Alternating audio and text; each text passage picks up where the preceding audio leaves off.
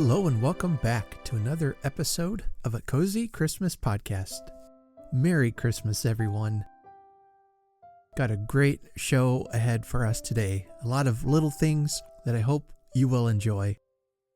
I've got a Christmas poem I'll be reading about Mrs. Claus.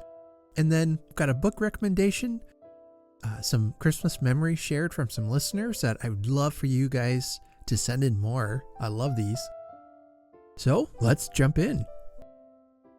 We had some snow over Thanksgiving weekend, which was a welcome surprise.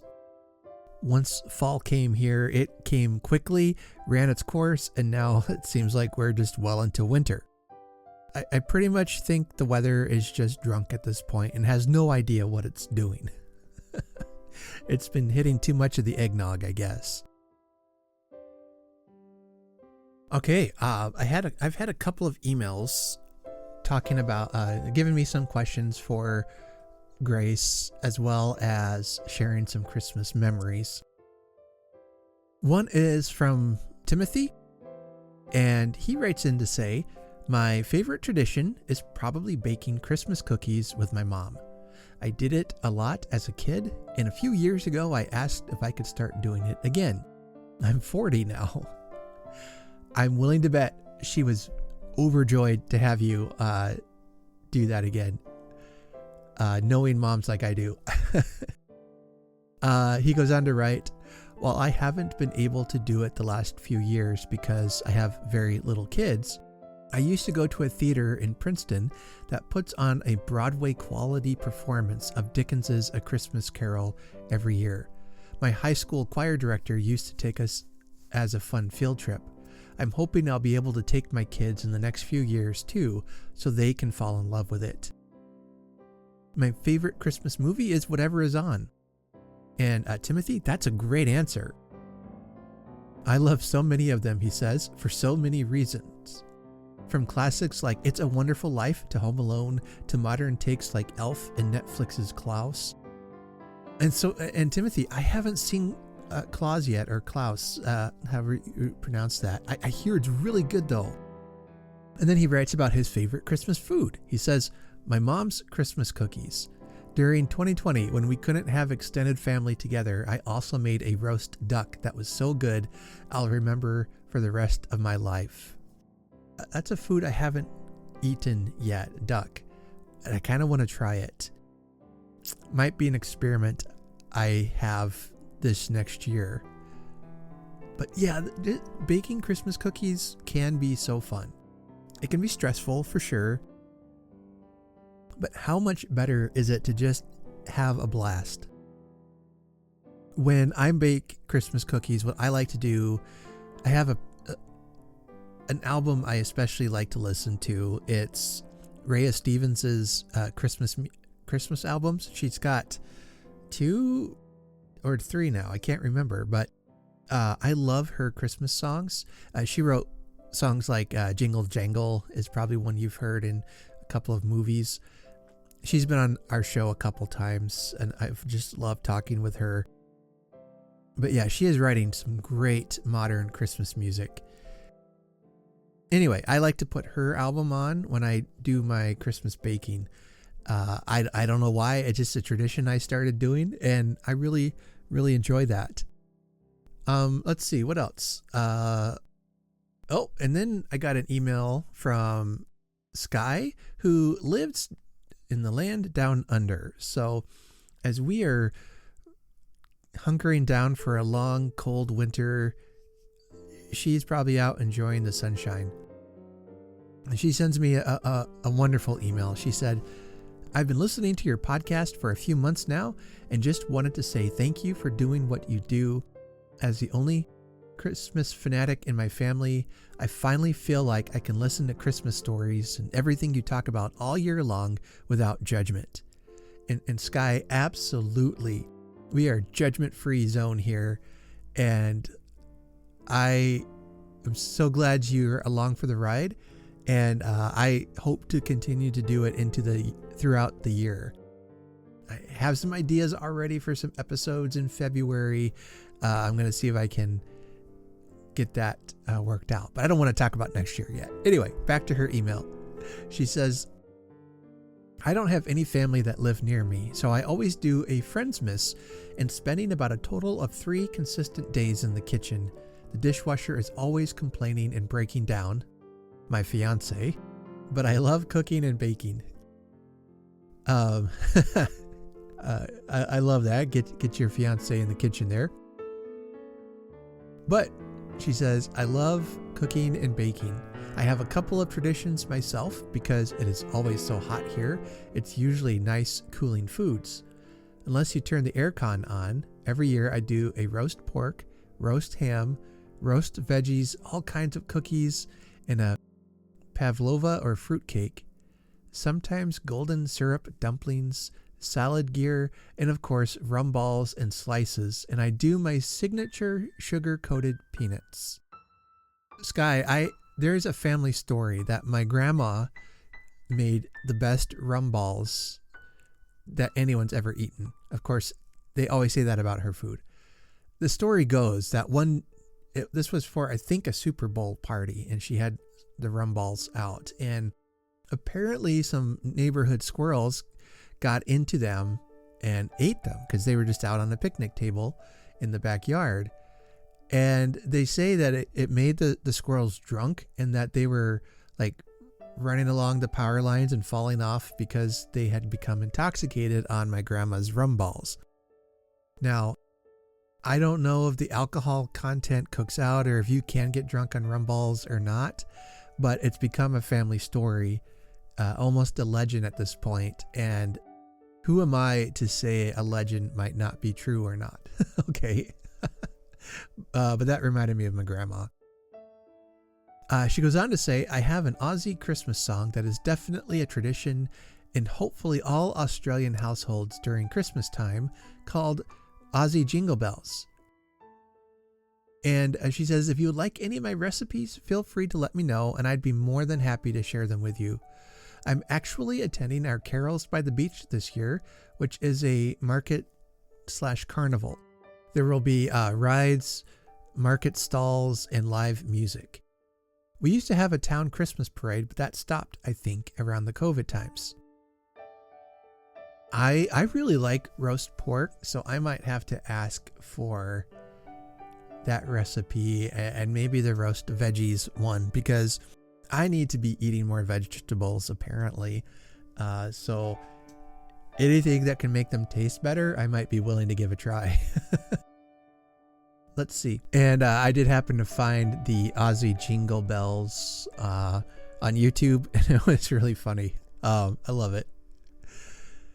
I don't know what to think about Christmas with it being hot. I'm just so used to it being cold, you know? But, you know, let's say for half the world, Christmas is warm.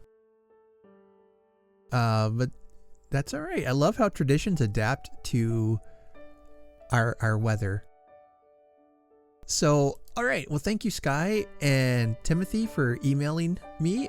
If you'd like to have some of your memories shared on the podcast, send me an email to cozychristmaspodcast@gmail.com.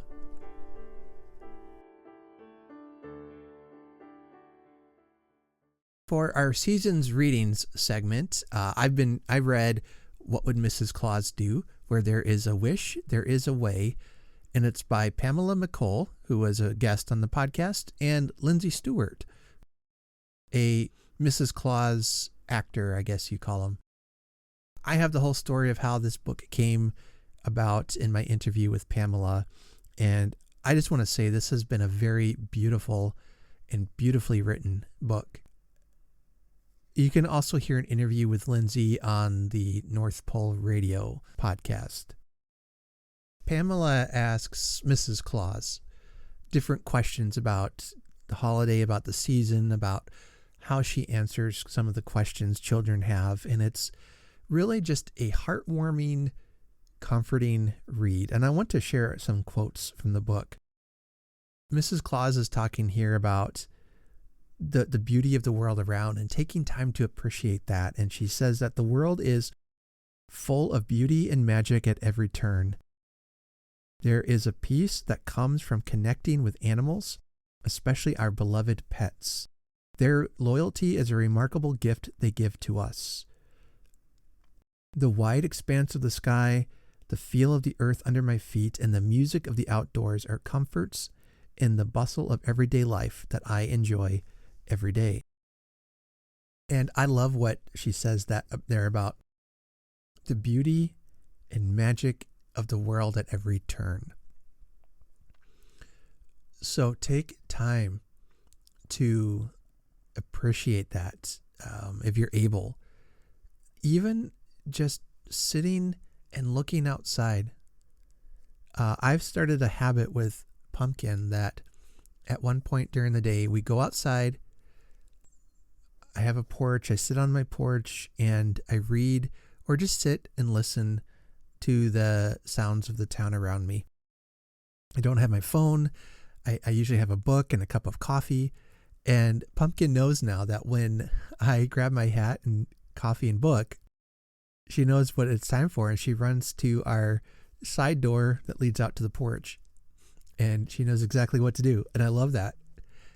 And she loves just sitting and watching the squirrels run around and the cars drive by. And it's so good. But I hope that you are able, like Mrs. Claus, to see the beauty and magic at every turn. Another quote I want to share is Pamela asks the question, Mrs. Claus, I've heard you say that you live with the spirit of Christmas in your heart. How can someone achieve this state of mind? And Mrs. Claus answers, living with Christmas in your heart is a way of living happily ever after. This way of thinking views each new day as an opportunity for joy. I use a few short phrases to remind myself of what it is that I hold fast to. Choose your own phrases and keep them to a few words so that they will be easy to remember. Make sure you believe in their message wholeheartedly, or adopt the following sayings in your own life, and may they serve you well as they have me. And so then one of her sayings is, life is a gift, and that each new day is full of potential for happiness. And then it goes on to say that today is a day to be happy. And I hope you know that life is a gift and that this world is so much better with you in it. I love this thought of living with Christmas in your heart the whole year. So do you have short phrases or things to help center you, to help remind you about the gift it is that we have to be alive? It's good stuff. And then Pamela asks in chapter 5 of the book, I find myself overwhelmed during the lead up to Christmas. Do you have any advice for me, Mrs. Claus? And here's how Mrs. Claus answers. She says, take the time to remind yourself of the things that put you in the spirit of Christmas. Perhaps it is the music, baking, decorations, or classic stories and movies. Perhaps it is making that special Christmas outfit for a darling grandchild, or preparing the guest room with special festive touches for the visitors soon to arrive. Perhaps it is getting tickets to a Christmas live show, or creating an evergreen garland for the staircase, or putting out pictures taken at Christmas over the years. And then Mrs. Claus goes on to talk about how she loves writing out lists and making a plan so the things that really matter to her don't get missed. And that's certainly good advice. But going back to what she says, about taking time to remind yourself, this world has gotten so crazy and intense that it's constantly on the go, and they want us to be, distracted and moving and going and doing, that we have lost the ability, I think, not everyone, but many of us have lost the ability to slow down, or at least have lost the opportunity to slow down. Like, I know some people, they can't slow down because there's so much going on that if they did, there would be some very serious repercussions for that. And I understand that, but maybe in this new year, make a goal to have some time to slow down. Find out remind yourself of the things that put you in the Christmas spirit. She mentions music, baking, decorations, classic stories, movies. That's one of the reasons why I love to read stories on my podcast, and that we're all about the stories of Christmas, because that's what, for me, gets me in the Christmas mood the most. Now, I love movies and Christmas movies, but I find myself, as I'm getting older, being drawn more and more to reading rather than watching. And I don't know. That's just the mood I'm in right now. So I'm going with that. Also, my wife and I, we got some tickets to go see a Christmas concert by a musician we both really enjoy. And also, we're again participating in the local community theater's Christmas community program called Home for the Holidays. And so I'm doing a monologue, which I'll probably talk more about maybe in the next episode. We're also being in a skit, and I'm really excited because I get to play Santa as well. So this is like a dream come true for me. But I can't talk. I'll talk more about that later. All right. So anyway, this book, Mrs. Claus, or What Would Mrs. Claus Do, by Pamela McColl and Lindsay Stewart, is definitely a great read. I really enjoyed it. And then also Pamela has put together a kind of a companion volume. I don't know, but it's called Wondrous Mrs. Claus. I also just read that, and that was a lot of fun, just to see the early history and development of Mrs. Claus. Which brings me to our Christmas story today. So let's head over to the Christmas fire.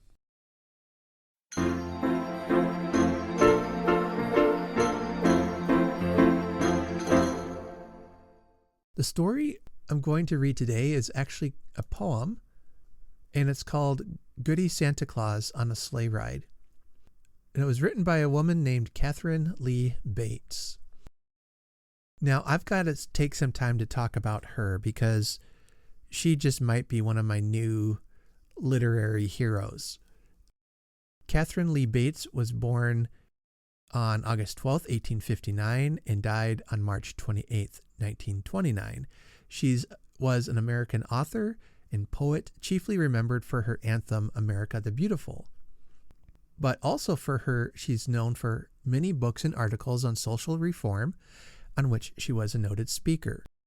Bates enjoyed close links with Wellesley College, Massachusetts, where she had graduated with a B.A.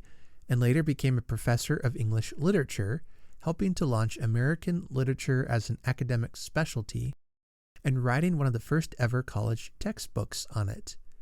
She never married, possibly because she would have lost tenure if she had. Throughout her long career at Wellesley, she shared a house with her close friend and companion, Catherine Coleman. Some scholars have assumed that this was a lesbian relationship, considering some exchanges of letters sufficient proof.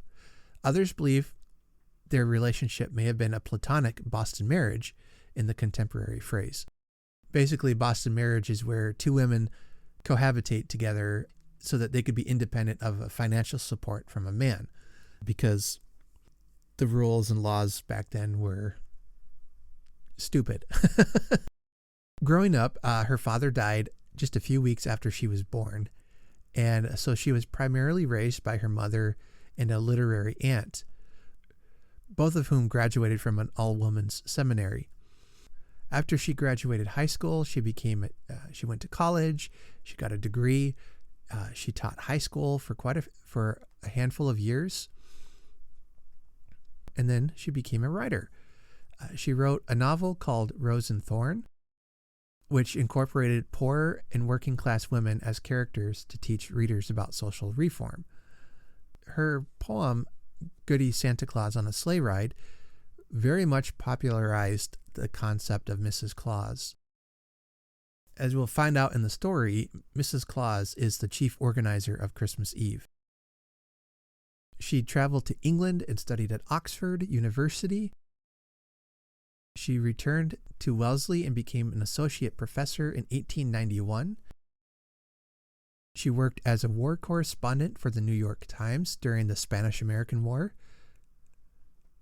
and strove to reduce widely circulating negative stereotypes about Spaniards.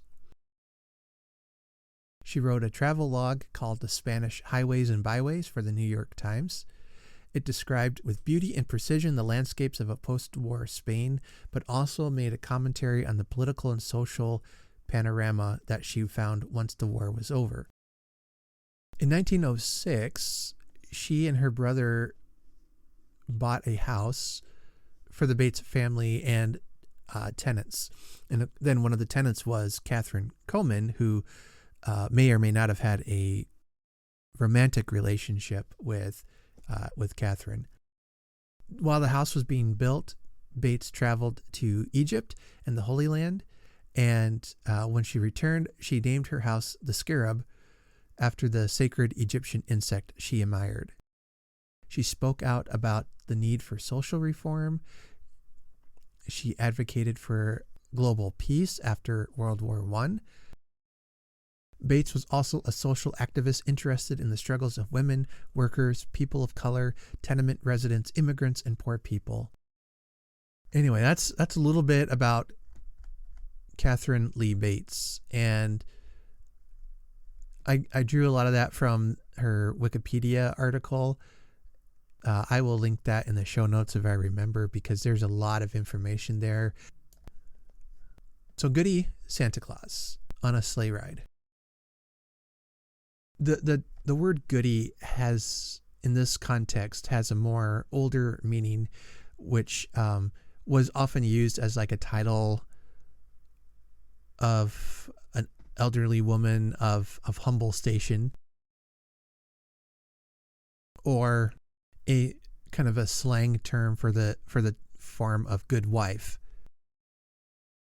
And today we would use Mrs., Miss, or Ms. So Mrs. Santa Claus on a sleigh ride is another way to understand that title. But yeah, this is a fun little poem. Now we know a lot about, now we know a bit about the author. Let's read her story. So with that, I invite you to sit back, rest, and I'll read to you Goody Santa Claus on a Sleigh Ride by Katharine Lee Bates, published in 1889. Santa, must I tease in vain, dear? Let me go and hold the reindeer while you clamber down the chimneys. Don't look savage as a Turk. Why should you have all the glory of the joyous Christmas story, and poor little Goody Santa Claus have nothing but the work? It would be so very cozy, you and I, all round and rosy, looking like two loving snowballs in our fuzzy Arctic furs, tucked in warm and snug together, whisking through the winter weather, where the tinkle of the sleigh bells is the only sound that stirs. You just sit here and grow chubby off the goodies in my cubby, from December to December, till your white beard sweeps your knees. For you must allow, my good man, that you're but a lazy woodman, and rely on me to foster all our fruitful Christmas trees. While your saintship waxes holy year by year and roly-poly, blessed by all the lads and lasses in the limits of the land. While your toes at home you're toasting, then poor Goody must go posting, out to plant and prune and garner where our fir tree forests stand. Oh, but when the toil is sorest, how I love our fir tree forest, heart of light and heart of beauty in the Northland cold and dim, all with gifts and candles laden to delight a boy or maiden, and its dark green branches ever murmuring the Christmas hymn. Yet ask young Jack Frost, our neighbor, who but Goody has the labor, feeding roots with milk and honey that the bonbons may be sweet. Who but Goody knows the reason why the playthings bloom in season? From the time the dollies budded, wiry-boned and sawdust-blooded, with their waxen eyelids winking with the wind the treetops plied, Have I rested for a minute? Until now your pack has in it all the bright, abundant harvest of the merry Christmas tide. Santa, wouldn't it be pleasant to surprise me with a present? And this ride behind the reindeer is the boon your goody begs. Think how hard my extra work is tending the Thanksgiving turkeys and our flocks of rainbow chickens, those that lay the Easter eggs. Home to womankind is suited? Nonsense, goodman, let our fruited orchards answer for the value of a woman out of doors. Why then bid me chase the thunder while the roof you're safely under, all to fashion firecrackers with the lightning in their cores? See, I've fetched my snowflake bonnet with the sunrise ribbons on it. I've not worn it since we fled from fairyland our wedding day. How we sped through iceberg porches with the northern lights for torches. You were young and slender, Santa, and we had this very sleigh. Jump in quick then, that's my bonny. Hey down dairy, nonny nonny. While I tie your fur cap closer, I will kiss your ruddy chin. I'm so pleased I fall to singing, just as sleigh bells take to ringing. Are the cloud-spun lap robes ready? Tira-lira, tuck me in. Off across the starlight norland, where no plant adorns the moorland, save the ruby-berried holly and the frolic mistletoe.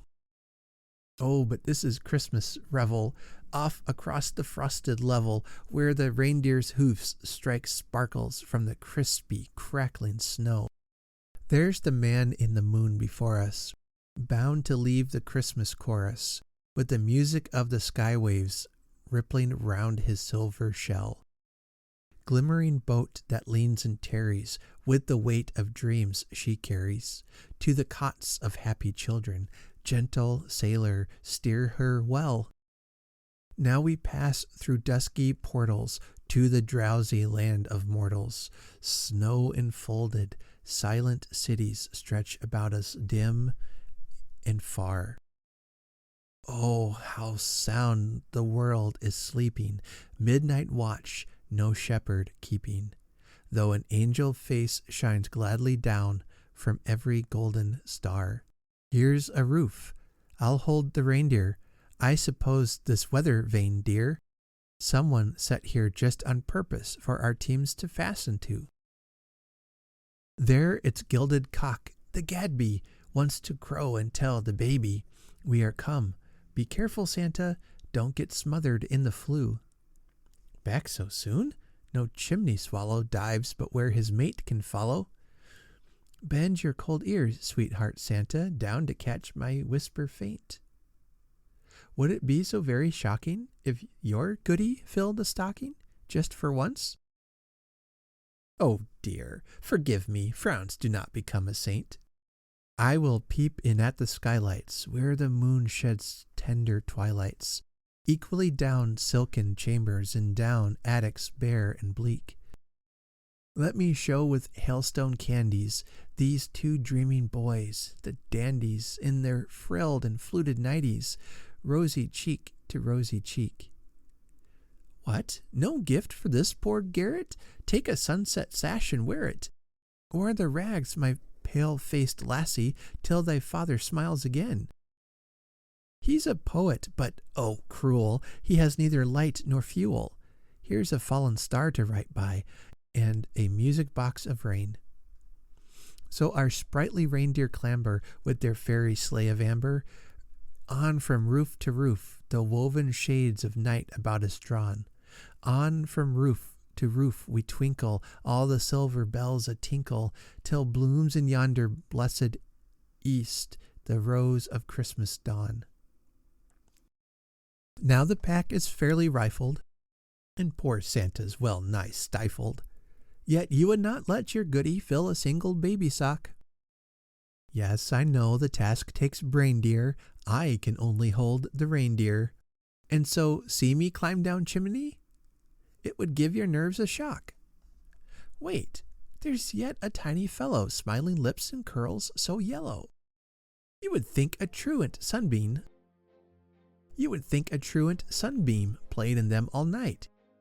He spins giant tops of flies, kites higher than the gold cathedral spire. In his creams, the orphan Barney, trustful little tatterkins. Santa, don't pass by the urchin. Shake the pack and deeply search in all your pockets. There is always one toy more. I told you so. Up again? Why, what's the trouble? On your eyelash winks the bubble mortals call a tear, I fancy. Holes in stocking, heel and toe? Goodman, though your speech is crusty, now and then there's nothing rusty in your heart. A child's least sorrow makes your wet eyes glisten, too. But I'll mend that sock so nearly, it shall hold your gifts completely. Take the reins and let me show you what a woman's wit can do. Puff, I'm up again, my dearie, flushed a bit and somewhat weary, with my wedding snowflake bonnet worse for many a sooty knot. But be glad you let me wheedle, since an icicle for needle, threaded with the last pale moonbeam, I have darned the laddie's sock. Then I tucked a paint box in it. 'Twas no easy task to win it from the artist of the autumn leaves, and frost fruits white and sweet.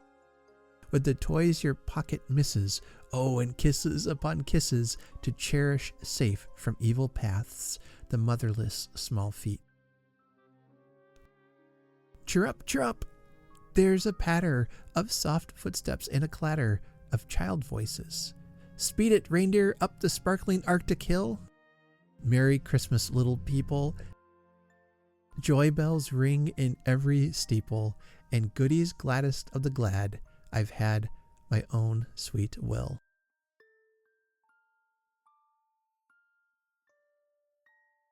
The end.